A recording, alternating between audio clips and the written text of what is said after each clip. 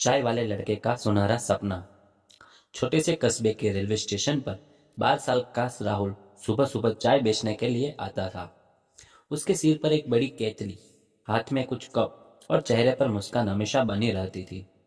वह हर ट्रेन में रुकते ही जोर से आवाज लगाता, गरम चाय, मसाला चाय।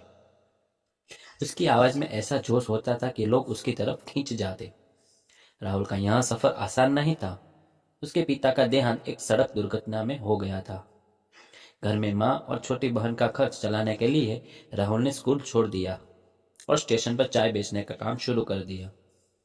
वह सुबह से रात तक मेहनत करता, लेकिन कभी भी अपनी गरीबी को अपने चेहरे पर हावी नहीं होने देता।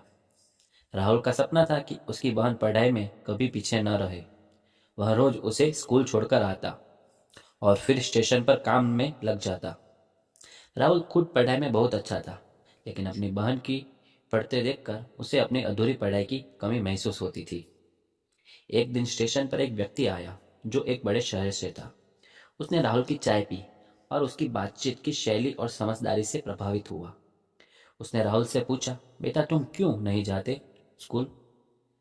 राहुल ने हंसते हुए जवाब दिया, साहब मेरी बहन को स्कूल भेजना मेरी प्राथमिकता है।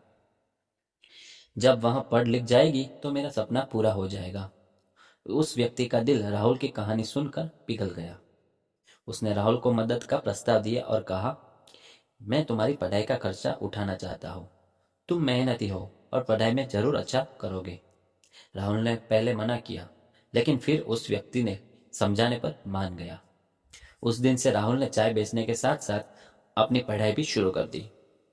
वह रात में पढ़ाई करता और दिन में चाय बेचता। उसकी मेहनत रंग लाई और उसने हाई स्कूल की परीक्षा अच्छे अंकों से पास कर ली। कुछ साल बाद राहुल ने एक सरकारी परीक्षा पास की और एक अधिकारी बन गया। स्टेशन पर वह व्यक्ति जिसने उसकी मदद की थी, जब फिर से आया तो राहुल ने उनका धन्यवाद किया और कहा, आपने मेरी जिंदगी बदल दी। अब मैं अपनी बहन और माँ को खुशहाल जीवन दे सकता हूँ। कहानी का संदेश।